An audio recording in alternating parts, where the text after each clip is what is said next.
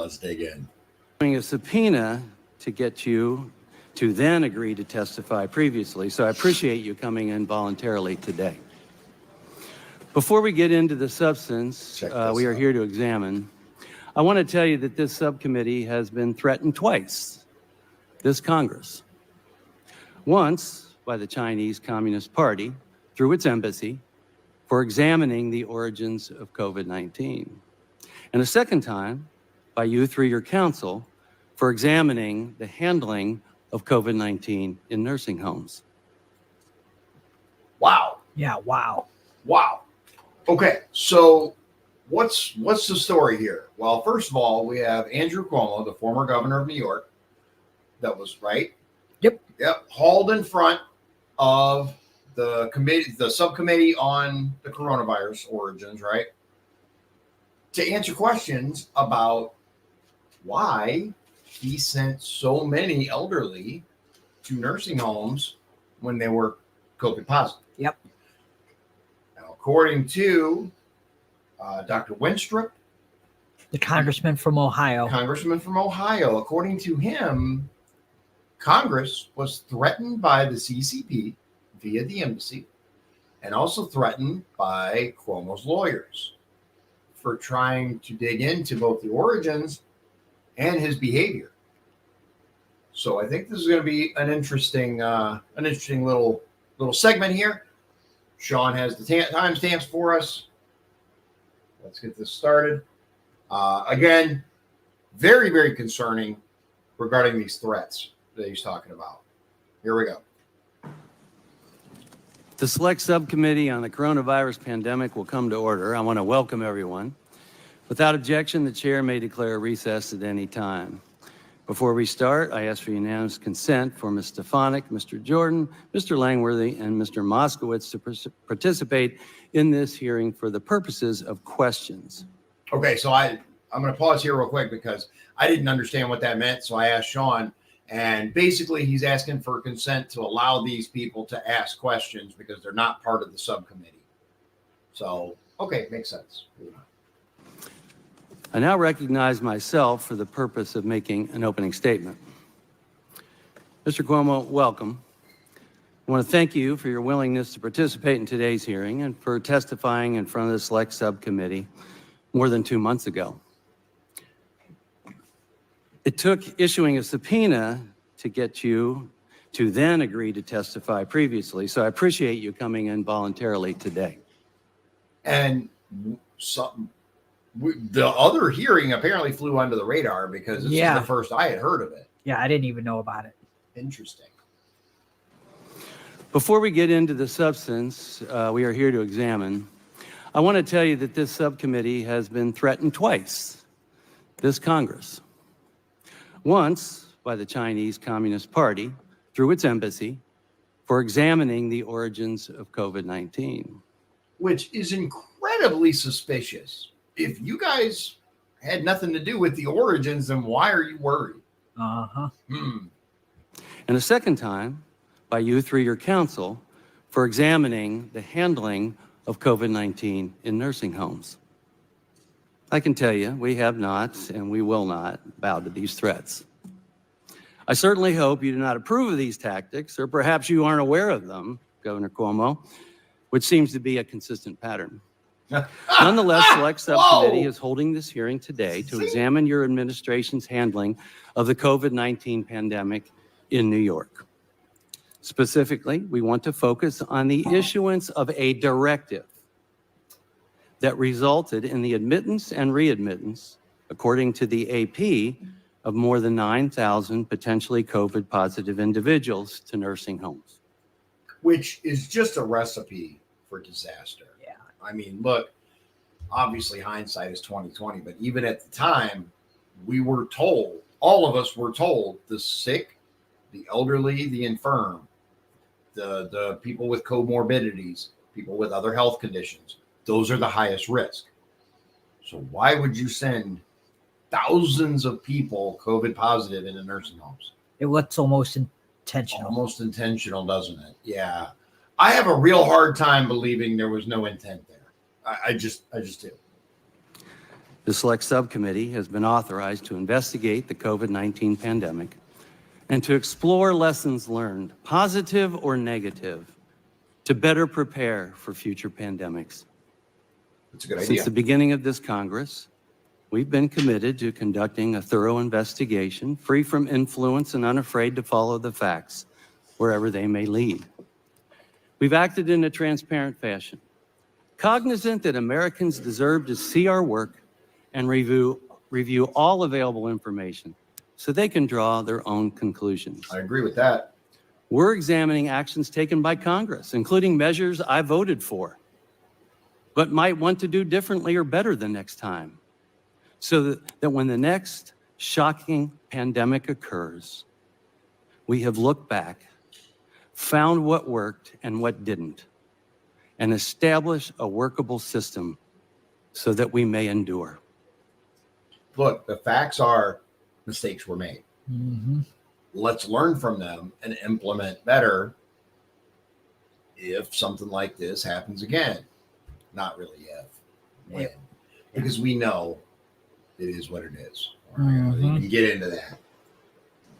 This is an after-action review Yeah. in hopes of being able to predict, prepare, protect, and perhaps even prevent the next Some pandemic. peas. In search for best pandemic practices, today's hearing is focused on New York and the March 25, 2020 directive from the New York State Department of Health issued under Governor Andrew Cuomo's leadership. Okay. In this investigation, we have reviewed more than 500,000 documents, Cool. and we've conducted lot of 10 documents. transcribed interviews with members of your administration, including you. Our findings are based on the evidence and testimonies that we have received. This is a comprehensive and painstaking endeavor to find out what happened in New York nursing homes, with more than 2,000 pages of testimony publicly released to support our conclusions. Simply put, America cannot move forward without first looking back. And that includes examining your directive, Governor. Mr. Cuomo, I think you'll agree that New York State became ground zero for much of the pandemic in the United States. Okay. So, pretty well established. A, there are people that are not happy about this investigation. And also, that's a lot of damn documents, dude. Yeah. 500,000 documents. Uh-huh. All right. Our next clip is From the ranking member. from the ranking member, California Democrat, Ruiz. Yeah. All right. So it's at the 1426 mark. Okay. Is that him? Yep. Is that Ruiz? All right. Here we go. Oh, it's 1426 to 1756. And you can find this video, full hearing, Andrew Cuomo faces brutal grilling over handling of COVID-19 in coronavirus committee, blah, blah, blah, blah, blah. This is Forbes. Forbes breaking news. There you go. With 4 years having passed since the height of the COVID-19 pandemic, many of us have become numb to the grave uncertainty that we faced in 2020. That spring, as a novel virus took hold across our nation, hospitals overflowed with patients as hundreds and eventually thousands of Americans died each day. Frontline healthcare workers were forced to wear garbage bags as gowns, and life as we knew it had come to a total halt. Things were in absolute chaos. And in the midst of that chaos, public officials at every level of government were left to make challenging decisions in real time with constantly evolving information and extremely limited resources. Let's not forget all the TikTok videos. I'm just saying, we wouldn't have had that if it wasn't for the pandemic. I mean, all the TikTok videos of the nurses and the doctors. Now, with the darkest days of the pandemic behind us, thanks to the Biden-Harris administration's historic work getting vaccines and arms, safely reopening schools and businesses, and jump-starting our economy, we have the opportunity to look back on those decisions and learn from them. And in doing so, we can acknowledge that in future public health crises, we would make certain decisions differently. One such case is policies that arguably required the readmission of COVID-19 patients back into nursing homes without infection prevention and control in an early effort to relieve hospital strain. In hindsight, knowing now what we do about how COVID-19 spreads, including through aerosolized droplets and by asymptomatic carriers, these policies were a misstep, and they are something we can learn from as we look to better prepare for future pandemics. However, we must be comprehensive in our examination of where things went right and where things went wrong in responding to COVID-19. And we would be doing our nation's seniors and nursing home residents a disservice by not taking a hard and honest look at the data that has emerged from that period. And this data shows us that the driving force behind the infections and fatalities that occurred in our nation's nursing homes was broader community spread, which led to dedicated staff inadvertently bringing the virus into these vulnerable settings. Oh, okay. I see where this is going. If you guys haven't picked up on it yet, if you have, well done. It's the staff members' fault. Yep. It's not the fact that Cuomo sent thousands of people to their death. It's the staff members' fault. Okay. All right. Yep. That's what the Democrats. That's what they're going to push. Makes sense. And as we look back on policy missteps that put our nation's seniors at risk, I would be remiss if I did not mention that the issue of community spread, the driving factor, is one that was severely exacerbated by the severe shortages of PPE and tests that our nation experienced at the hand of former President Trump and his administration's early blood. Oh, yeah, it was Trump's fault, too. I'm sorry. Yes, the staff members and Donald Trump. That's whose fault it is. Right, because that makes sense. Unders. These failures hampered our efforts to get a handle on the outbreak of COVID-19 and left states to fend for themselves when it came to obtaining critically needed supplies to protect our most vulnerable. As ranking member, I've championed objectivity and called for the select subcommittee to put people over politics. And in that vein, I want to make something abundantly clear. Any public official who sought to obscure transparency or mislead the American people during the COVID-19 pandemic should answer to the American public, regardless of political party. Fair enough. That's it. I agree with the final statement, if only it was actually that way. Because as we can already see, it's Trump's fault. It's the staff's fault. It's not that you took vulnerable people and put them in a highly vulnerable situation. It's Trump's fault. It's the staff's fault. Yeah. These people kill me, dude. And apparently a lot more. Look, I have a dark sense of humor. That's just how it is. All right. So our next little clip is the intro and swearing in of the only witness. Yep. Former Governor Cuomo. And that's at 2045 to 2157. All right, you ready? Minute and a half, approximately. Here we go. Thank you, Dr. Ruiz. Before we proceed with witness statement, I want to announce a subpoena to the governor of New York for documents related to Mr. Cuomo and his March 25th directive. Okay. The subpoena is vitally important as this inquiry continues, and because the current governor is improperly withholding documents from Mr. Cuomo's time that are responsive to our requests. That is interesting. So the Democrat that was just talking about accountability and transparency, apparently the current governor is not complying. Who is the current Kathy Hochul. Hochul, right? Hochul. Hochul. Well, I don't know how you say it, but Kathy. Yeah. Yeah. She was his lieutenant governor. Yeah. Amazingly, she's not being very transparent. No. Who would have thought? Who would have thought?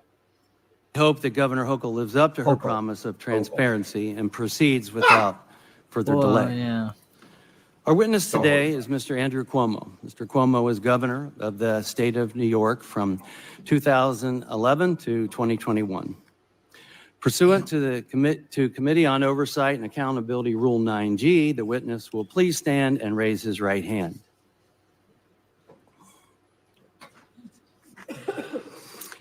Do you solemnly swear or affirm that the testimony that you are about to give is the truth, the whole truth, and nothing but the truth, so help you God? Thank you. Let the record show that the witness answered in the affirmative. The select subcommittee. Okay.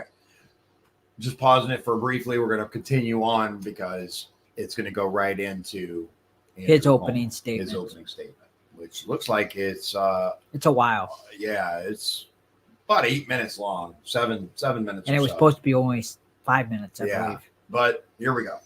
We certainly appreciate you for being here today, Governor Cuomo, and we look forward to your testimony. Let me remind the witness that we have read as much as we could of your written statement, and it will appear in full in the hearing record. As requested, please limit your oral statement to 6 minutes. 6 minutes. As we agreed upon. Yeah. As a reminder, please press the button on the microphone in front of you so that it is on and the members can hear you. When you begin to speak, the light in front of you will turn green. After 5 minutes, the light will turn yellow. When the red light comes on, your 6 minutes has expired, and we would ask that you please wrap up. I now recognize Mr. Cuomo to give an opening statement. Okay, so we're at just like, because I really want to do this. We're at 22:48. So 28:48 is when it should be over.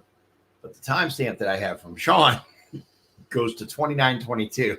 So he went So I over think by he like went over. Yeah, but about 40 seconds. yeah, but here we go. Let's hear what Andrew Cuomo has to say. Thank you. First, to the families of the victims here today and across the country, I am sorry for your loss, and I believe you are owed an apology because this country should have done better. There is no reason why we lost. Okay, it's Trump's fault. I already foresee this because you're owed an apology, but not by me. You Because thought this country should have done better, which means it's Trump's fault. I'm calling it. 1.2 million people, more than any country on the globe, when we have the most sophisticated medical system. This committee must deliver real answers so it never happens again, and I am here today to help in that mission. As you know, New York was hit first and worst by COVID through no fault of its own. I did daily briefings, and millions listened in because they needed information and guidance. And yes, I often vehemently disagreed with President Trump because from day one, he willfully deceived the American people. There it is. Denying COVID's very real threat, telling us that it was like the flu, it would go away by Easter, it was a Democratic hoax, use Clorox. there's the Clorox. Seriously, bruh. Yeah. How much debunking do we need to do? Bruh. Okay, see, you've already lost all credibility. At this point, I was like, okay, obviously he's going to spin it. He's going to say, Trump's fault. Up until the Clorox bullshit, I was like, I mean, I get it, right? You're going to try to shift blame however you can. But at this point, I can't believe anything you say.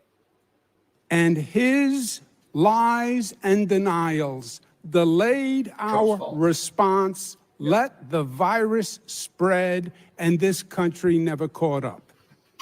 Need I remind you that Trump shut down people from China, closed everything down when the Democrats were telling you to go party in the street? These fucking people. And they called him a bigot. Yeah. For doing Yeah. it. And call him a bigot and xenophobic and all this other shit. Trump literally said, I take no responsibility, and he fabricated political attacks blaming Democratic governors, including saying that New York issued a health order on March 25th having COVID-positive people enter nursing homes from hospitals, which recklessly and needlessly caused thousands of deaths. And then Trump weaponized the Department of Justice, starting That's investigations against New York and 3 other Democratic states. Trump's shocking allegations, all false, were designed to shift blame from him to Democrats, and they did. They also created great pain, confusion, and fear for families. And this subcommittee, run by Republicans, repeats the Trump lies and deceptions, and it inherently makes 2 powerful admissions. First, their report does not deny, contrary to what New York Republicans said for 4 years, it does not deny that it was actually the Trump administration, the CMS and CDC, that first said in early March that COVID-positive people could go from hospitals to nursing homes, even if they were still infectious. That was your ruling. The committee attempts to don't argue remember that the that. New York advisory didn't follow the CMS guidance and overrode safety laws. But that has already been investigated by the New York Attorney General, who said, Who's the New York Attorney General? Is that Letitia James? No. That's wait. No, she's from Georgia, isn't she? It might be James. Let me find out. Yeah, find out who the New York AG is. I thought she was a district attorney, but she might be. Yeah,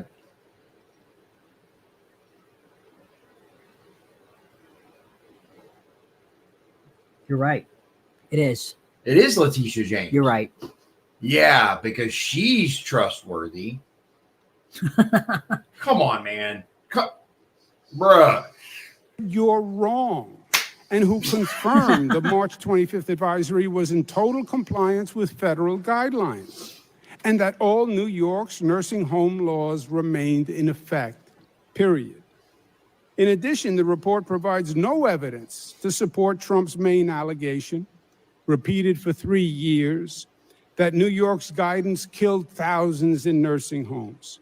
In fact, the report finds no causality whatsoever, not one death, all hype. Why? Because it never happened. All credible studies now say that COVID came into nursing homes through community spread and infected staff, not hospital admissions or readmissions.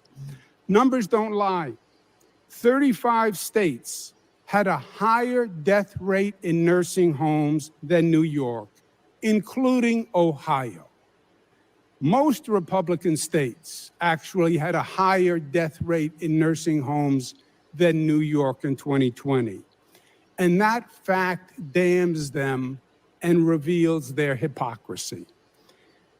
But these are all diversions to blame New York and other states for the culpability of the federal response, which was malpractice. There was no preparation, no PPE, no testing, no masks, no science, no leadership. As one Republican governor said about Trump, the general was missing in action, leaving 50 states bidding against each other for scarce medical supplies. It was the COVID Hunger Games. And I just want to point out for those of you maybe who aren't aware, the Trump administration was left in clutch by the Obama administration because all the stuff had been sold off.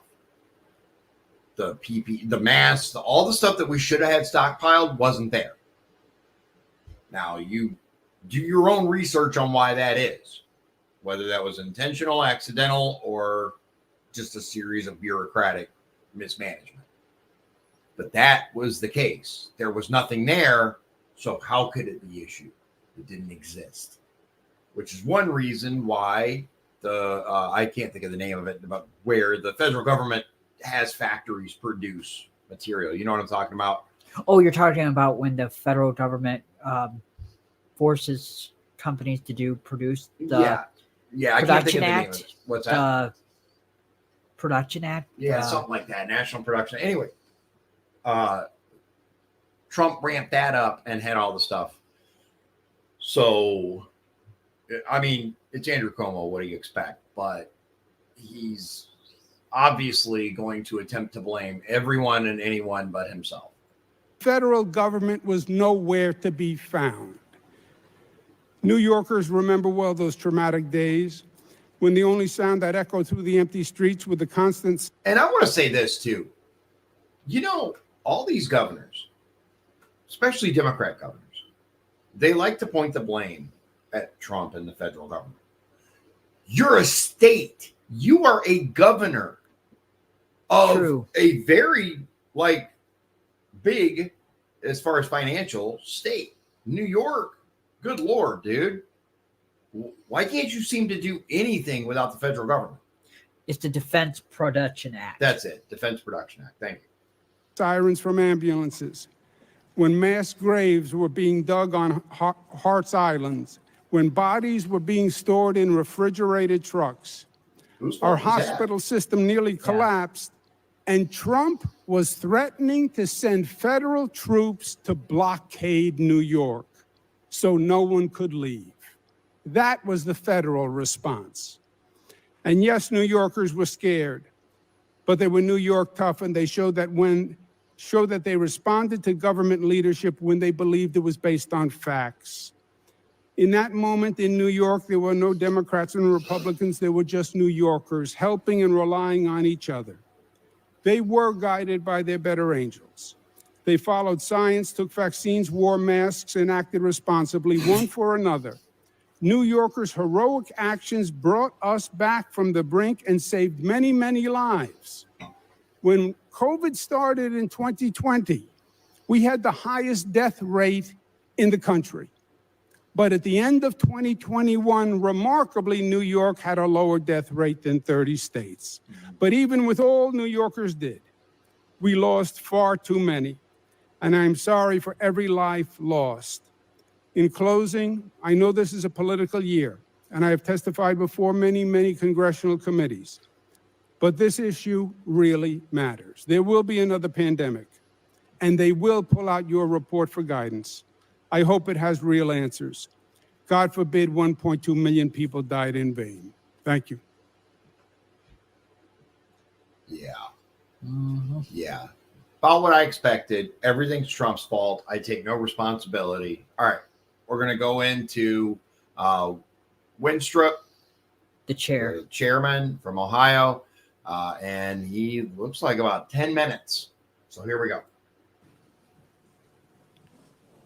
Thank you. I now recognize myself for as much time as I may consume for questions, with equal time being afforded to the ranking member of the committee. The question is asked, did the federal government require that the state of New York mandate that its nursing homes admit or readmit residents? The answer is no. No, it didn't. Did the federal government mandate that your state issue a directive that prohibited a nursing home from testing an admitted or readmitted resident for COVID-19? The answer is no. In fact, I don't believe I'm aware of any other state besides yours that expressly prohibited a nursing home from testing returning or newly admitted residents. Only in New York. The other states that have been alleged, issued similar orders, none were in place as long as New York. So many states reverse course. And I surmise, because it doesn't take a doctor to realize that it was a dangerous, misguided plan. Nevertheless, Governor, you've maintained and testified to us since the pandemic that your directive was based on and consistent with CMS and CDC guidelines. You're a lawyer, so you know the difference between permissive versus prescriptive language, I assume. And the word shall and must, are they permissive or prescriptive? Governor, are the words shall and must permissive or prescriptive?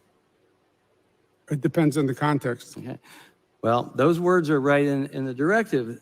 This was not advisory or guidance. You have also claimed that the directive followed CMS and CDC guidance. Did you ever speak with anyone at CMS or CDC about the directive beforehand? You'd have to ask the Department of Health had those conversations. So what you're saying is you did not ever speak with anyone at CMS or CDC about the directive beforehand. I'm asking you. I can ask them later, but I I'm spoke asking to you, the CMS and CDC about a number of matters. did I you don't believe speak to them about the directive beforehand, your directive? I did not speak to them about this directive, So no. to the best of my recollection. Not even after? After the directive, did you speak with them? To the best of my recollection, no. Nor did they speak with me. Not even to ensure that what you No, they were- never called. Okay. In fact, no one we interviewed said they consulted with them to ensure the applicable science was being followed. Former White Follow House the science. coronavirus coordinator, Dr. Deborah Birx, she was in charge of all federal guidance in 2020. She testified that your order absolutely violated CMS guidance. Oh, Is it your position that Dr. Birx lied? My position is you deceived Dr. Birx. wait. You That was his suggested- answer. Yeah, You deceived Dr. Birx. That's what he said, right? that's what he said. Dr. Birx. Position that Dr. Birx lied? My position is you deceived Dr. Birx. Who is you? This guy here? Yeah, I think he was saying the other chair. Okay, hold on. You suggested to Dr. Birx that we did not have transmission-based precautions in place. And that was not true. As you know, the Attorney General conducted this investigation. This is not new news. These charges were made 4 years ago. You then had 3 Department of Justice investigations that reviewed them. You then had an Attorney General's investigation that reviewed them. The Attorney General of New York, who governs the New York law and interprets the New York law, found exactly contrary to what you are saying and said it repeatedly. And you know she said it repeatedly. She said, quote, the March 25th advisory did not require admission of COVID-19 patients into nursing homes, but rather said the admission could not be denied solely. Merriam-Webster says that means only on the basis of the COVID diagnosis. The Attorney General said, while some commentators, and these were Republican commentators she was referring to, suggested Department of Health March 25th guidance was a directive that nursing homes accept COVID-19 patients, even if they could not care for them, such an interpretation would violate statutes and regulations that place obligations on nursing homes to care for residents. The March 25th guidance was consistent with the CMS guidance. The March 25th guidance was consistent with the CMS guidance. Okay, so basically, same theme. Everything is the federal government's fault. I take no responsibility Yep. for anything that I did. And my little crony, Letitia James, found the same thing. Well, what? I mean, come on, man. Like, of course she's going to back you up. Like, look at her. If nursing homes have the ability to adhere to infection prevention and control recommendations, it was also consistent with CDC published transmission-based precautions. That's the Attorney General's position and opinion, and that's the law of the state of New York. And when you spoke to Dr. Birx, you posed the question suggesting we did not have infection protections in place, and that was not true. Mr. Cuomo, you're a lawyer, so you know the difference between permissive versus prescriptive language, I assume. In a context, I will interpret it for you, as the Attorney words General shall- did here. Thank As you. the Attorney General did here. Yeah, are the words shall and must permissive or prescriptive? Depends on the context. In this context, the nursing homes were not directed to accept anyone. So It was up to the discretion of the nursing home. That was made abundantly clear. All the laws of the state of New York remained in effect. As a matter of fact, the law of the state of New York says they can only accept people who they can care for. The law of the state of New York says they have to do a full diagnosis before a person comes in. If they have a communicable disease, they have to have a written letter saying the person is not infectious or an infection plan in place. So every law in the state of New York But they weren't allowed to governing test nursing homes was in effect, sir. What? But if I remember right, they weren't allowed to test them. Well, for COVID. that's where the problem is coming in. Is like, well, did you require COVID testing? No, they didn't. And no, they didn't. I think he made it a point to make sure that they couldn't test them. Yeah, I mean, ultimately, this guy's again trying to shuffle responsibility, Yeah. shirk responsibility. But you're the top of the food chain for that state, and stop saying the federal government. Yeah. Nobody cares, dude. You were in charge of your own state, and nothing the federal government did or didn't do had anything to do with you shuffling people off to nursing homes. Mm-hmm. And even if there was particular guidelines in place, that was up to you to decide to follow or not. And guidelines are just that. Okay, here's the base level of protection, for example, right? That you have to have. You can always do better than that. You can always go more than that.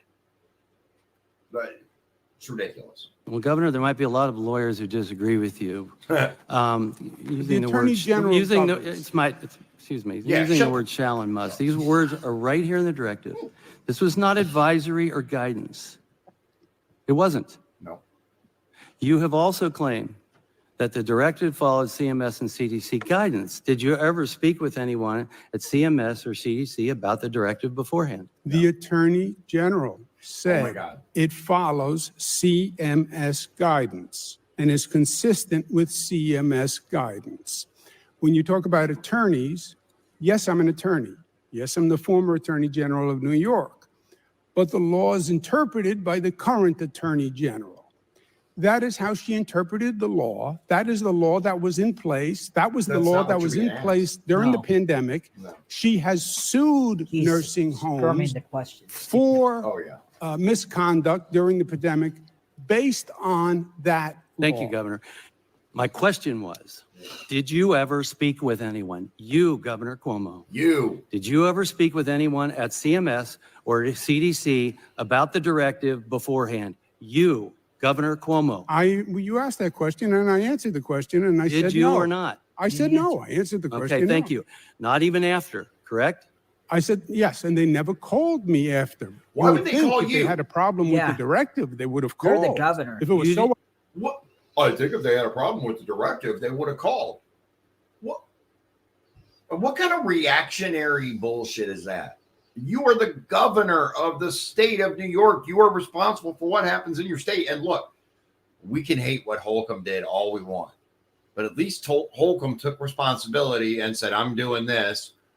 Yeah, he I had mean, so many press hearings. yeah, he kept the people He informed. did. I'm not a fan, but like at least Holcomb's not going to sit there and say everything Trump's fault. Like, dude, or I'm sorry, not just Trump, Republicans, the federal government in general, the nursing homes, and the staff at the nursing homes. That's whose fault everything was. That's why so many people died. I had nothing to do with it. I was just the governor. outrageous, as You didn't even suggest, call they would have you called. didn't even call to ensure that you were what you were declaring was accurate. Yes or Right. no? I don't know if the Department of Health. Did you, which issued- Governor Cuomo?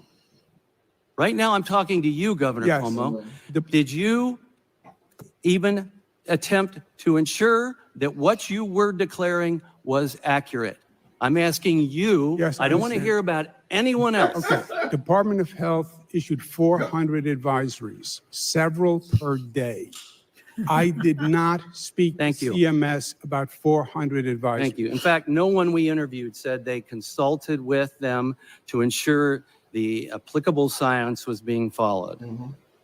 Former White House coronavirus coordinator, Dr. Deborah Birx, she was in charge of all federal guidance in 2020. She testified that your order absolutely violated CMS guidance. Is it your position that Dr. Birx lied?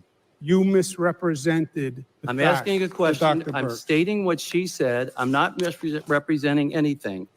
Well, what, Because this is what she said, and I just want you, I'm asking you if Dr. Birx lied. That's my question. Dr. Birx said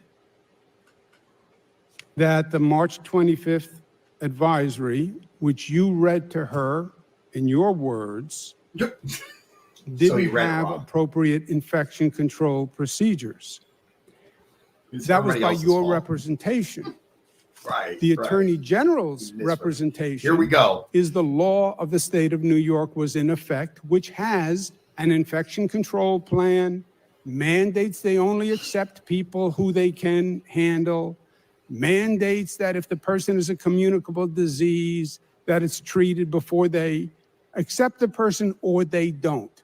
So the infection-based control precautions were in place. Yeah, I see how this is going. Look, guys, we got more to go through, but I think it's obvious he's not going to take responsibility for anything. No. He's going to blame Trump. He's going to blame everybody else and continue to fall back on my crony said everything was okay. Dude. All right, our next clip is very shortly ahead. What's that? Ranking member Ruiz. Yep. Okay. So here we go.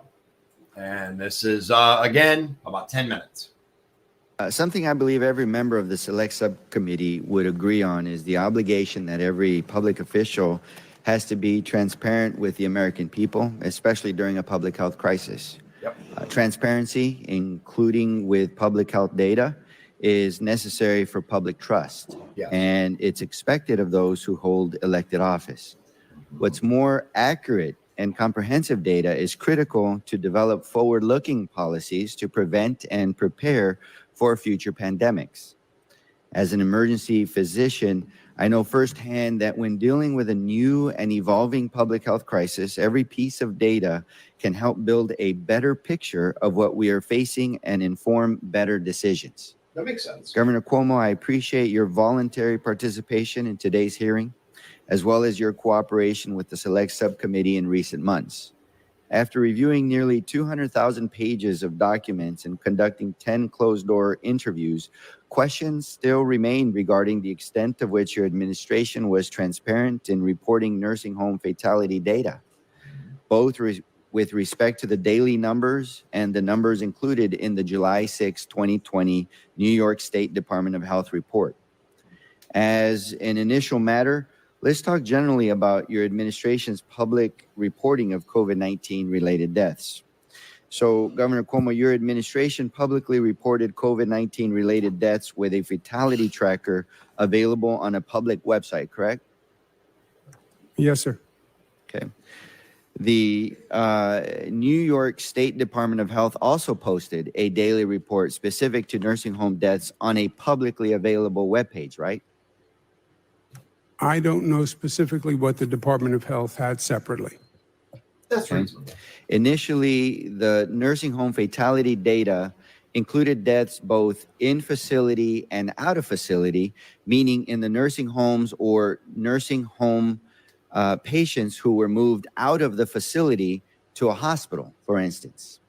However, in early May 2020, this reporting changed to only in-facility deaths. Was this change your decision? No, sir. Whose decision was it? I don't know.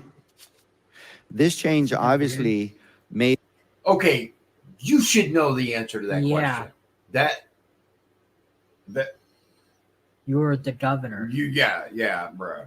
the reported number of nursing home related deaths lower. Do you know if that was the reason for changing the reporting? No, if I may, doctor. Every day, I personally did a daily briefing and reported the number of deaths. The surest place with the most certainty was this is the place where they died. Every night we got a census from the hospitals. Every night we got a census from the nursing homes, total nursing home deaths, total hospital deaths. Okay. I had confidence in those numbers. As the Republicans started this nursing home scandal theory, there were more requests for more subcategories. At-home deaths, probable deaths, presumed deaths, in facility, out of facility. And dealing with those subcategories, the numbers were less than certain and they were highly problematic because you were calling up a nursing home and basically asking them to do a forensic audit in the middle of a pandemic. Please track this patient. They went from the nursing home to home, and what happened? They went from the nursing home to the hospital. Can you find out what happened? So basic pandemic tracking. That's basic stuff, man. You have to track in the midst of a pandemic. You have to track where these sick people are going, and what's happening. He acts like it's this crazy theory to do that. That's genuinely part of your job, man. The confidence level in the out-of-facility deaths or presumed deaths was very weak and very low. It was very important to me that whatever I said, I knew was accurate. They asked for out-of-facility deaths. They asked for presumed deaths. I said, when we have accurate numbers, I will release them.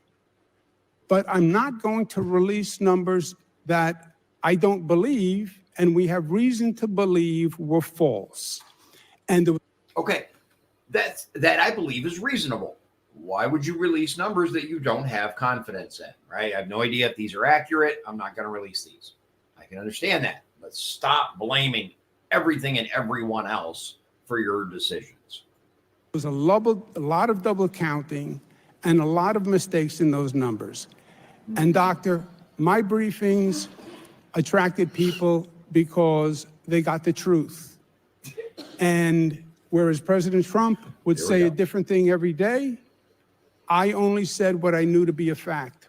And I was not going to put out a number unless I knew it was true. I said I was not putting out the out-of-facility deaths until I knew they were true, but the total number was unchanged. In other words, the out-of-facility deaths would have just reallocated deaths from hospitals to nursing homes and reduced the hospital number. But the total death number was exactly the same. Not if you didn't have confidence in the numbers. He just said, we found out there was a lot of double counting. Yeah. So, bullshit. So the daily reporting was not the only way the New York State Department of Health shared nursing home fatality death with its public. There was a report released on July 6, 2020 that purported to be an in-depth analysis of nursing home data. During the past several months of transcribed interviews, select subcommittee staff heard from multiple witnesses that this report started off as a data-driven scholarly article with work from several Department of Health employees. But prior to its release, decisions were made by members of your executive chamber who were not public health experts to change the numbers in this report. Again, the changes made lowered the number of nursing home related fatalities included in the report.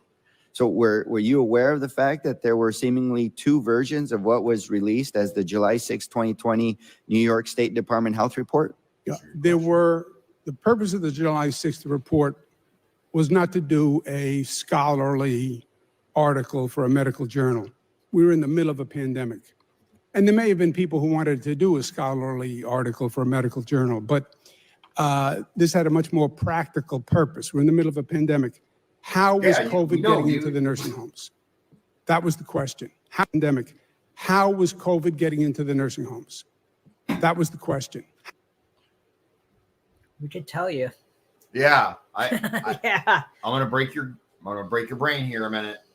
You keep sending COVID positive people to nursing homes. How the fuck do you think it gets there, bro? How was COVID getting into the nursing homes? And that was the purpose of the report. There were multiple sets of numbers because the numbers kept changing because the nursing homes were under tremendous pressure, and this was a tremendous accounting task that we were asking them to do. The report used the verified numbers, and I said, because this was a question every day, doctor, this was not like surreptitious. I said, when we have the out-of-facility numbers that we believe are accurate, we will release them. They were not in the July 6th report. The health commissioner said he had the verified numbers, there were unverified numbers. They both backed the same conclusion in the report. So he decided to use the verified numbers. And we said, when we audit the unverified numbers, we will release them. So it was everyone was always clear. Here's the total death. Here are the subcategories that we feel confident about. Here's what we don't feel confident about. Also, this was very political at the time. President Trump was accusing me of overcounting the number. He said I was inflating the number to make him look bad. Now, remember, guys, just a few moments ago, during this very same hearing, he admitted double counting happened. But everything's Trump's fault. That there were actually fewer deaths, and I was inflating the number. So it's ironic that now the accusation is, oh no, you were undercounting the number, right? But you have to pick it at one point. No, the accusation is you're a lying sack of shit. That's the accusation. And as far as I'm concerned, I haven't seen any evidence to the contrary, because you just admitted double counting happened. The numbers were all messed up. Let me just ask you directly, and let me remind you that you are under oath, Governor. Did you direct your staff to make the number of nursing home related fatalities lower than they actually were? No, we said these are the numbers without the out-of-facility death numbers, which we will add when they're accurate, which will reduce the hospital count number, but the total death number stays exactly the same. It was an allocation question. Do you allocate the death to the nursing home, or do you allocate it to the hospital? But the total death number was the same.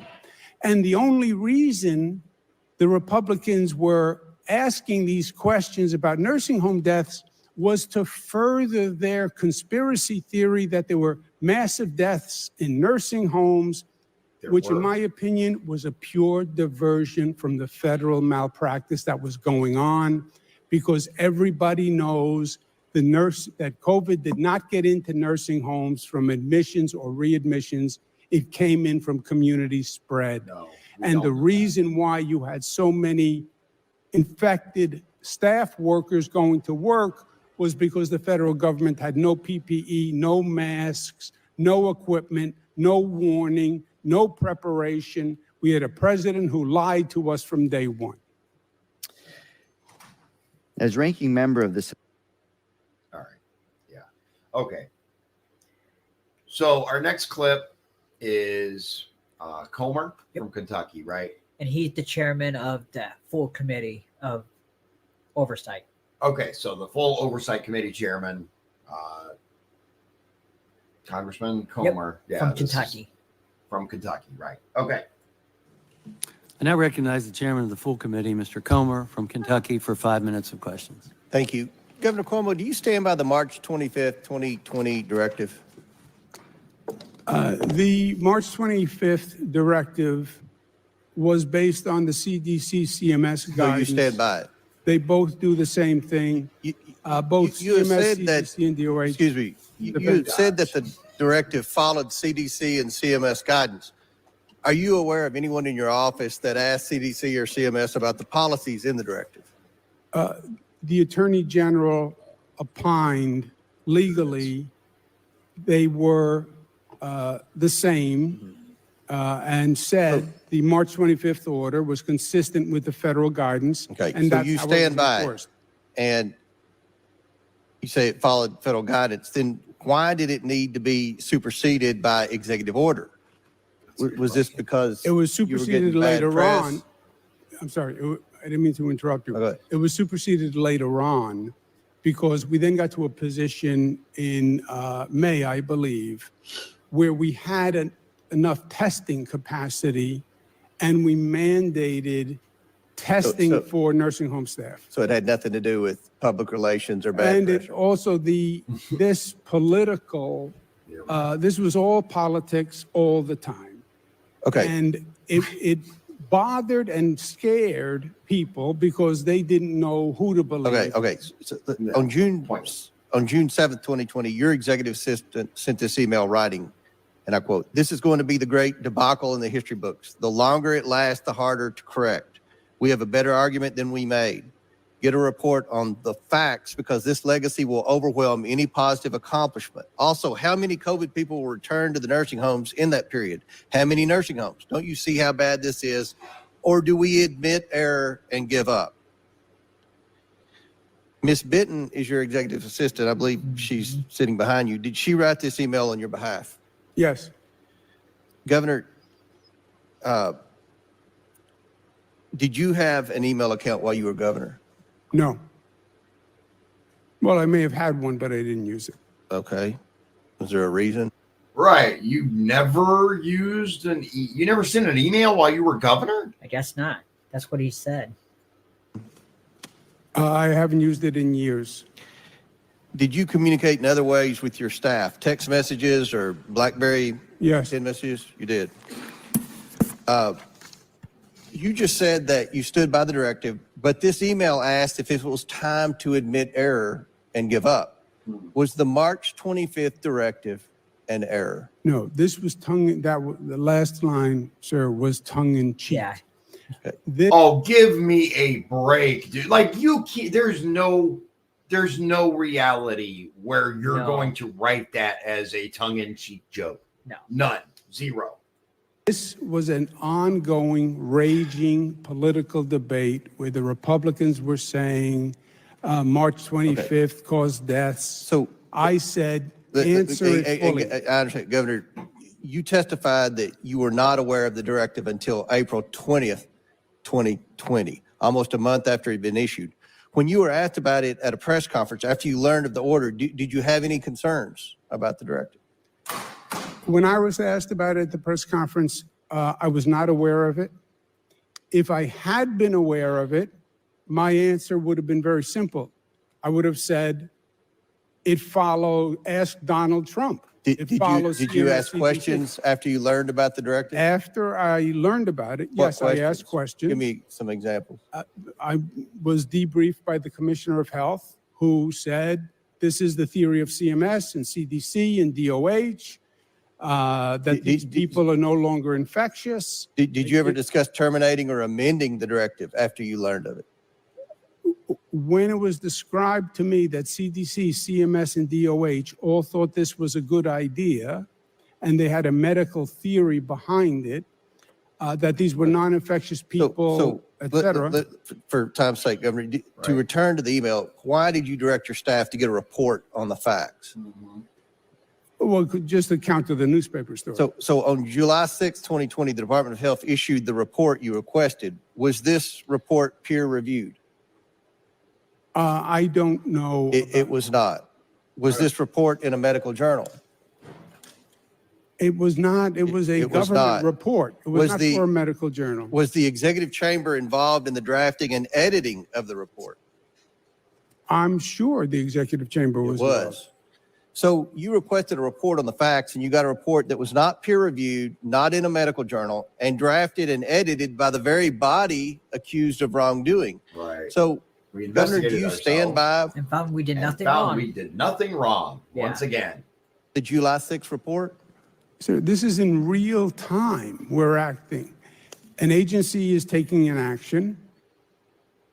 He's asking you, do you now stand by what you did? We're not talking about then. We're talking about now. This dude, he's like, this guy's gotten so far in politics because he's really good at dodging questions. You ask the agency for a report on the And action. Governor, my time has expired. Mr. Chairman, what's clear is the governor was desperate to change the narrative, Yeah. to dispel of the notion that his administration failed nursing home residents, that that he failed to ask any questions. And Governor, I believe you failed to follow the facts. And it's now clear that you should have done what your assistant suggested in the email, and that was admitted error and given up. If you believe the CMS and CDC were wrong, then that would be your position. Right. As always, it's Trump's fault. It's the federal government's fault. It's Always the is. yeah. All right. So our next clip is okay. So this individual's name is Dingell, right? Representative Dingell from Michigan. Michigan. Her husband, Is your husband named Barry? No. Dude. but her like- husband was in Congress for like 58 years, Holy and then he crap. died, and now they elected her. They elected her. Okay. All right. So I don't know if I could prevent myself from naming a child. I'd at least have a pet named Barry. That way you put Dingell, comma, Barry. I mean, their jokes write themselves. Okay. All right. Anyway. All right. Our next clip is 10846. Dingell.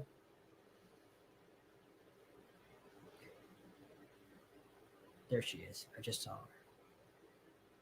All right. From Michigan. How many deaths in nursing homes? Whoa. Let's go. What the heck happened? It was at the right spot. Let's try this again. That was weird. From Michigan for 5 minutes of questions. Thank you, Mr. Chairman. Governor Cuomo, thank you for appearing before this select subcommittee today. As you are hearing and you are aware, your administration has faced allegations that it did not transparently report nursing home deaths. I want to give you the opportunity to respond to those allegations in a calm way. On July 6, 2020, the New York State Department of Health released a report related to nursing home COVID-19 deaths. That report has since been criticized, and we've been discussing, for undercounting deaths by excluding those deaths that occurred outside of the facility, for example, at the hospital. How do you respond to that criticism? Shortly, briefly. Congresswoman, we were reporting total deaths every day. Number in hospitals, number in nursing homes. This political dispute started. How many deaths in nursing homes? Let's go count those that were in hospitals, what they call out of facility. Those numbers, in my opinion, were very sketchy. And they, depending on the day, they moved around a lot. I was not going to report inaccurate information. So we specifically said, here is the nursing home number without the out-of-facility number. And when we have it, we will provide it. But it didn't change the conclusion of the report. It specifically said, we do not now have the out-of-facility number. We will provide it to you once we audit it. We did audit it. It was wrong, over 20%, and then it was corrected. But the total number. So once again, yes, there were mistakes made, either double counting, messed up counting, but of course, it's not his fault. It's not his administration's fault. It's all Trump's fault. Of which was 35,739 total deaths. That is what never changed. Congresswoman, I live this every day. Okay, I have some more questions for you. Okay. Thank you. At your transcribed interview, you told us that Dr. Howard Zucker, the head of your Department of Health, decided what numbers to put in the July 6th report. But for his part, Dr. Zucker testified that he does not know how that decision was made. A member of your COVID-19 task force told us that Melissa DeRosa made the decision to remove the out-of-facility deaths from the July 6th report. Other members of your COVID-19 task force testified similarly. In your transcribed interview, and you've heard it referred to here, you said, let's say there's a 3,000 differential, 2,500. Who cares? What difference does it make in any dimension Ouch. to anyone about anything? Yeah. Ouch. You know who also said, what difference does it make? Hillary. I mean, I think there are plenty of people that it matters to when you Yeah. misrepresent the number of people that are dying because of decisions that you made. Uh-huh. I want to say, Bruh. Governor Cuomo, I care. Every Yeah. member of this committee cares. And more importantly, every family member who lost a family member cared. Mhm. So let's be very clear about that. Yeah. With that said, can you help us reconcile the contradiction between your testimony and the testimony offered by individuals you handpicked for your COVID-19 task force? Congresswoman, there were a number of subcategories. In facility, out of facility, presumed, hospital, at-home deaths, and those categories, yes, as data points are going to be important. In the middle of the pandemic, in the middle of the frenzy, when nursing homes are shorthanded and they're working to save lives, to ask them to go through an accounting process wasn't the best use of time. The total number never changed, and that's what was most important. And we said when we do a audit of the individual categories, we will release the individual category numbers. So that was always clear that the total death number was right, but we had to do the allocation within the categories. So we've heard there were concerns about data errors, particularly during the spring and summer of 2020, leading your administration not to publish the out-of-facility deaths. But it wasn't until February 2021 your administration decided that its nursing home reports should include those deaths. Why did it take so long for your administration to include those out-of-facility deaths in the nursing home reports? It's a good question, Congresswoman, because we were doing the audits of the numbers. President Trump started a Department of Justice investigation against New York and several other Democratic states on nursing home data. It was a political investigation, that was clear, but the easiest indictment is if a false number was created. I now recognize Ms. numbers had to be Maliotakis from New double-checked York and for 5 minutes. Once again, everything's Trump's fault. That's You know, what they claim. I'm so tired of that being the excuse every single time. The person who was only in office for 4 years, not the people who've been in Congress for my whole lifetime. It's not their fault. It's Trump's fault. This guy who was governor for a decade, it's not his fault. It's Trump's fault. Fuck these people. All right. So next I think it goes right into the Nets one. Yeah, it goes right into Maliotakis. Maliotakis. I don't know how you say the name. I'm back it up. He said it. I couldn't hear it because of blah, blah, blah, blah, blah. It's a False number was created. I now recognize Ms. Maliotakis from New York. Maliotakis. Okay. She's a I always freshman member. try at least to say people's names right.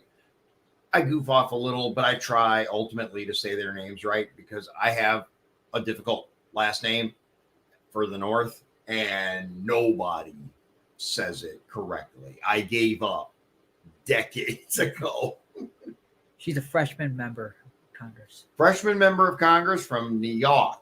Okay. Republican. For 5 minutes of questions. Time's expired, Joe. Thank you, Mr. Chairman. Governor Cuomo, I'd planned a series of questions, but after reading your opinion piece in the Sunday's Daily News and hearing your testimony here today, I'll use my time to correct the half-truths and lies that insult New Yorkers. Ooh. You cite CMS data to claim New York had the 12th lowest death rate at the end of 2020. However, CMS began collecting data in mid-May, so the deaths when your deadly directive was in full force were not included. Your administration reported 6,000 deaths. The true toll was 11,400, nearly double. Ooh. You assert your March 25th directive never mandated nursing homes to admit COVID-positive patients. This is false. Your directive very clearly says no resident shall be denied, and it prohibited COVID testing before admission. Okay, that's huge. Uh-huh. So you have to take someone and you cannot test them. Yep. What the hell did you think was going to happen? It was almost Your intentional. Whoops. That's what I'm saying. Like some of this stuff, there's no way it's not intentional. There's no way. I don't know about this particular thing, but it doesn't pass the smell test. Smells like bullshit. Op-ed and again today, you claim that the directive mirrored CDC guidelines. This is also false. Both CMS and CDC use permissive language like can and should, not shall and must, and only if facilities could isolate and take precautions. Former CMS. I'm going to say this really quickly. There was a lot of talk earlier. I was waiting to see if someone else would address it. There was a lot of talk earlier about language, right? And should, could, must, all these things. These words have literal, very straight-laced definitions as far as legal goes, right? You guys remember a little bit ago we had a Supreme Court case on permit issuance. Yep. Shall issue versus can issue. Shall issue means they must. Shall do something, right? Shall and must. Can means you don't have to, right? May. These are things that, they're used very particularly in orders and laws because of the different meanings of the words. And only if facilities could isolate and take precautions. Former CMS Administrator Seema Verma, former White House Dr. Deborah Birx, both testified that your actions violated those guidelines. CDC and CMS would never recommend prohibiting testing, yet your directive did, all while you were sending tests to the Hamptons for your family. And you also falsely claimed this directive was the standard across the country, even trying to hide behind Minnesota Governor Tim Walz's directive when Minnesota's guidance actually included caveats, precautions. It didn't prevent nursing homes from testing patients like your directive did. You claimed that the March 25th directive was to protect hospital capacity, but you had the U.S. Navy Comfort Ship and the Javits Center deployed, and it was remain underutilized. You said that nursing homes could still have denied entry to those they could not safely care for under existing law, but you suspended that very regulation in a March 7th, 2020 executive order, stripping nursing homes of that ability to deny admission. And on top of all of that, you say New York didn't undercount nursing home deaths, yet your chief of staff directed that the deaths of nursing home residents outside the facility not be counted. And later, exactly 1 month after the New York Attorney General exposed that you underreported the nursing home deaths by 50%, your chief told Democrat lawmakers in New York that she admitted that the true toll was withheld to avoid attracting prosecutors. That, Governor Cuomo, is a cover-up. Yes, it is. You've tried to blame everyone, including the CDC, the CMS, nursing home operators, nursing home staff, and unidentified low-level DOH staffer that supposedly sent out this directive. And of course, President Trump. Of course. But the buck stops with you. Yes. You testified that you don't know who signed off on this March 25th directive. And your DOH commissioner did not either, you say, despite both of your names being at the top of the letterhead. In the closed-door testimony, both you and your chief of staff told the committee it was some mid-level staffer at the Department of Health. But the commissioner and the deputy commissioner of the Department of Health said it was your executive chamber that approved it. You did not have a name on June 11th. Do you have one today? Who signed off on this directive? Was it you? Let me try to. Was it the Lieutenant Governor, Kathy Hochul? Was it your chief of staff, Melissa? No, it's a yes or no. I mean, was it you? Was it Kathy Hochul? Was it your chief of staff, Melissa DeRosa? Or maybe it was that communist spy. Maybe it was that communist Chinese spy, Linda's son, who worked in your administration. Well, maybe when Let me just please. I find it interesting that all these Democrats have communist spies working for them. I mean, just saying, I'm just saying. finish and I'll let you answer at the end, because I find it hard to believe, Governor, that the governor of the state of New York, you're known to be a micromanager, right? Who did a briefing every day for 111 straight days. Yeah. We find it hard to believe that you did not know that this directive with such consequences went out with your name at the top, and that you didn't get to the bottom, right? Don't you want to get to the bottom of who did issue this after all the media attention, the public scrutiny, the deaths that resulted? You've shown, I'm sorry, but you've shown no empathy. You've shown no remorse. You show no responsibility for the actions of your administration. And that's just not leadership. Yeah. And I will say also that your lieutenant and successor, Governor Kathy Hochul, is just as determined to hide the truth from New Yorkers as you were. I mean, in her very first speech as governor, she promised transparency, including the release of documents related to nursing homes and the pandemic. Yet to this day, she has not fulfilled that promise, and I'm glad that we've issued a subpoena to get those documents. So who issued this executive order, this deadly directive? Okay. And why didn't you reverse the directive when you had alternative facilities like the Javits and South Beach Psychiatric Center on Staten Island? Yeah. Congresswoman, quickly, the numbers I cited are published on the NIH website. It's a study that corrects for the numbers not received in May. The Dr. Birx and Dr. Seema were not presented an honest account of what the New York law says. It's the Attorney General who said and interprets New York laws, and you were in the legislature, and you know that the state time has runs expired. on the Attorney General's interpretation. Governor, the time has expired. Yeah. So, but the Attorney General said it was okay. And if it wasn't okay, it was Trump's fault. Yeah. I mean, that really, the Attorney General, Letitia James, come on, dude. Like, anyway, she said it's okay. So it's okay. And if there's anything that's wrong, it was the nursing home's fault, Trump's fault, the Republicans' fault, and the federal government's fault. And I'm not going to say Dr. Birx lied because you guys lied to her. Yeah. That's the way it is. Yeah. Bruh. Okay, our last clip is from Representative Meeks, Republican from Iowa, for about 5 minutes. 125:17. There she is. Back. Now recognized Dr. Miller Meeks from Iowa for 5 minutes of questions. Well, thank you, Mr. Chairman, and thank you, Governor Cuomo, for testifying before the Select Subcommittee today.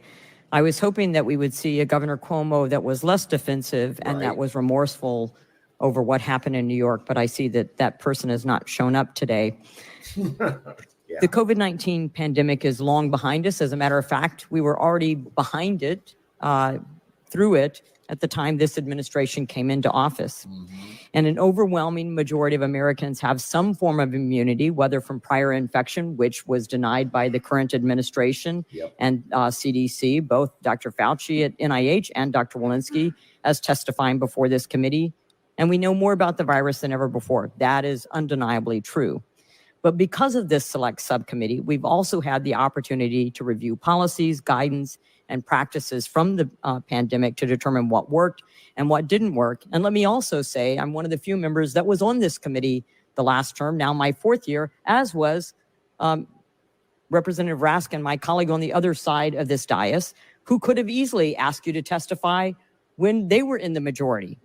However, you were never asked to testify during that 21-22 period. No. And they could have also asked a former president to testify. So let me just say that that could have been done. You know, as a nurse, a physician, a veteran, a former director of public health, I really understand that we need to have policies going forward that guide us for the next pandemic. And there were two aspects of the coronavirus that health officials understood very clearly from the beginning, from the Chinese Communist Party. One was how contagious it was, and two, how contagious it was among older people and people that had medical conditions that were at an increased risk of death from the infection. In February 2021, the Associated Press published an article outlining how in New York State, more than 9,000 elderly patients who still had active coronavirus infections were sent back to nursing homes after being discharged from the hospital. Despite this clear lack of medical oversight, that number was 40% higher than what the New York Health Department originally reported. And in the same report your administration published, the overall number of deaths in long-term care facilities was underreported by half, regardless of what excuses you present today to us. Yeah. The state health commissioner tried shifting the blame by claiming most nursing home deaths were from asymptomatic staff who unknowingly transmitted infection. As a former state public health director, I find it completely appalling and disrespectful that you tried to constrict your own health department in covering up your harmful policies. You prohibited nursing homes from requiring testing. The CMS guidance allowed you and allowed nursing homes, allowed states to have a decision on who got admitted if they had proper allocation and proper separation in facilities.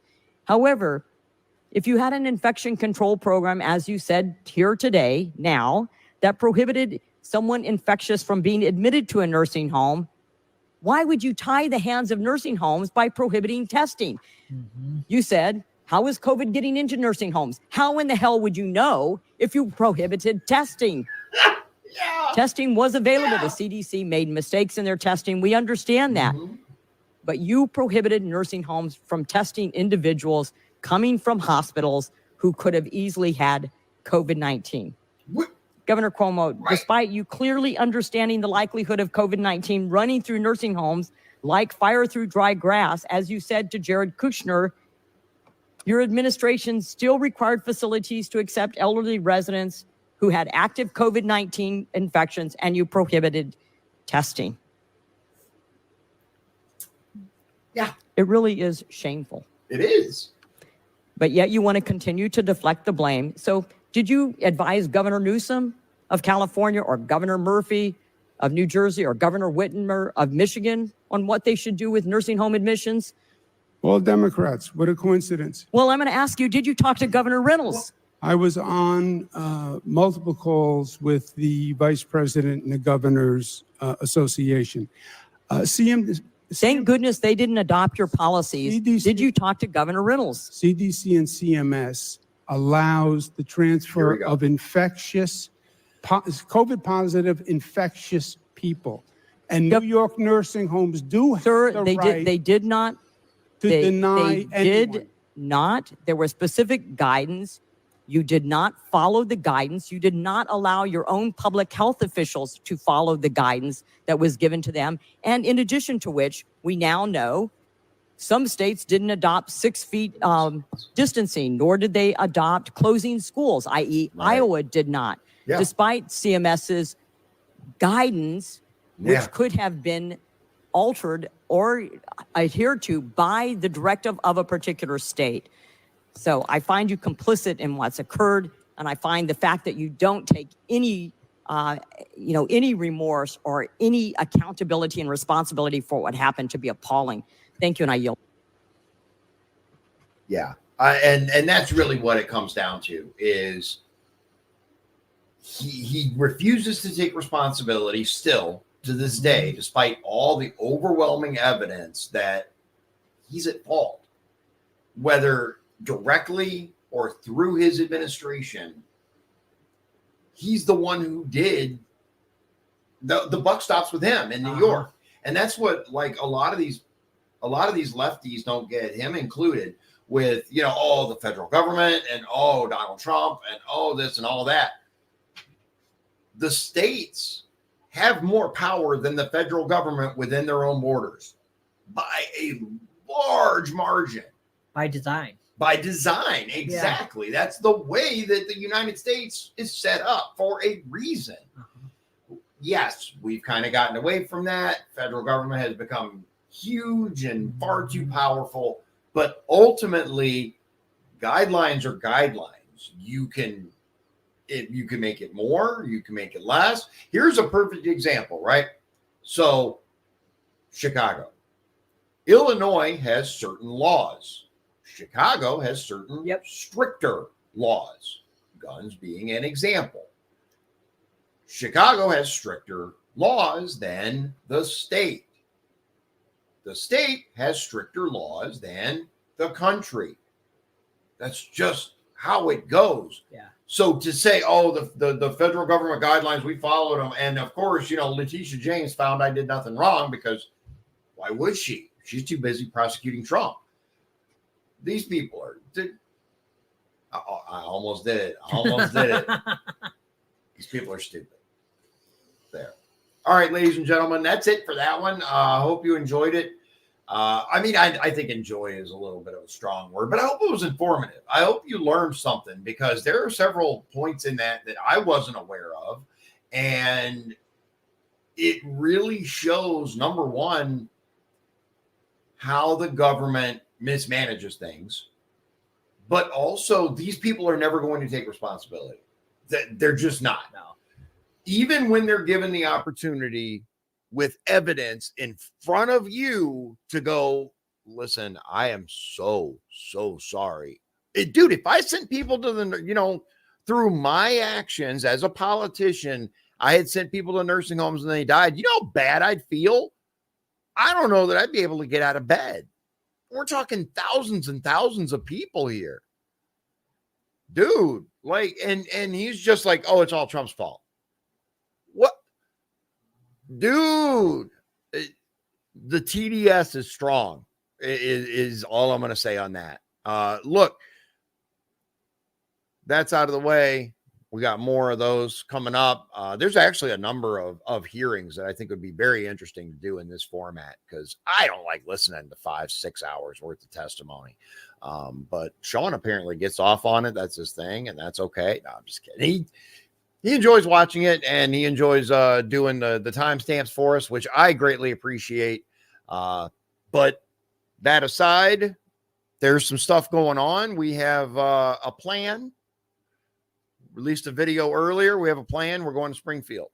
We're going to go see with our own eyes and with our cameras what's actually going on.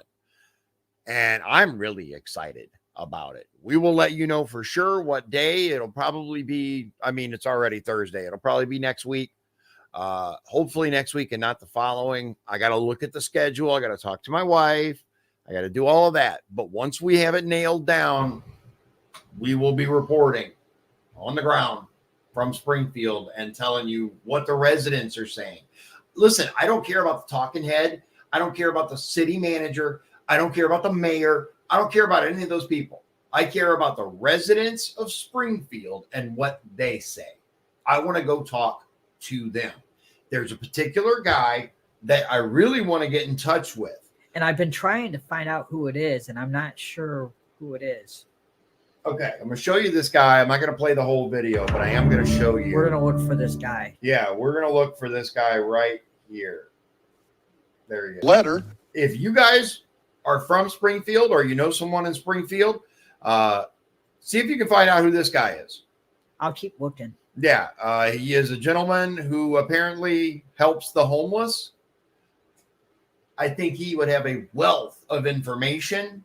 He said some very, very interesting things. We played it in another video, but if you want to find it, it is from Memology 101, and it says Springfield, Ohio locals are being displaced while city houses migrants with taxpayer money. So if you want to watch the video, by all means, go knock yourself out. It's a good video. But the point for me is I want to know the name of this gentleman. If you can give him my phone number or social media contact and have him reach out to me, I would love to talk to him. Because we're planning on heading to Springfield and reporting. And if you guys want to help, watch the previous video that we did today. We might have to find him, like we said, when we get there. Yeah, we may have to find him once we get there. But if you guys want to help, we would love your help. We're not rich people. We're both pretty darn poor. So we have a reliable vehicle to get there. Yep. We have, we're going to need gas, food, lodging. We're not looking to throw parties. We're not looking to pull a Dalton Mayer thing where we go to Las Vegas on taxpayer dollars kind of thing. No, but we just want to get the story. We just want to get the story. We want to get the truth because apparently no one can be bothered to actually tell the truth about what's going on there. So I want evidence. I want this guy says this. I want to interview him. I want to talk to him. I want to find out, just what he has to say as an example. There are other people there that I really want to talk to. I want to see what's happening. And it's not just about the migrants, right? It's about the entire structure of Springfield is crumbling, guys. Like, forget about the pets for a minute. Yeah, that's a big deal. And obviously it's a big deal for the people whose pets are being affected by this. But that's down here. Yeah. The real problem, the real issue is you have thousands and thousands of people who came from a foreign country who don't speak the language and who have been thrust into a community that's not designed for it, that's not ready for it. That's going to happen more and more and more. We're seeing it all over, man. Aurora, Colorado, Anyway, so I'd really like to help. I mean, like I said, we're not wealthy. You can reach out though. I'll give you my Cash App, or you can go to Patreon and do it there. I think you can do one-time payments on Patreon. If not, I'll fix it to where you can. But either way, it doesn't matter to me. We're doing it regardless. It would just be really nice if we could have actual food rather than rather than what we find. Maybe we could find a cat. I'm kidding. I told you I have a dark sense of humor. Too far. Too soon. Anyway. Obviously, I'm joking. I do not eat cats. They're way too stringy. It's a joke. All right, guys. I'm done before I get myself into trouble. We'll talk to you guys again real soon. Shawn will be busy for a few days. We will coordinate to find out when he's available again. But in the meantime, I have several videos that we were able to record, and boom, we'll put them out there for you. Without further ado, ladies and gentlemen, thank you. Seriously, thank you for taking the time to watch this and to hang out with us. We really appreciate it. And as always, God bless you, God bless Indiana, and God bless the United States of America. I hope you have a wonderful evening. Good night. If you'd like to support the show, please visit our Patreon at patreon.com/Dion's Daily Dose. This has been Dion's Daily Dose, hosted by Dion Bergeron. Executive producers, Shawn Holgram and Michael Beebe. Copyright 2024. Dion's Daily Dose, all rights reserved.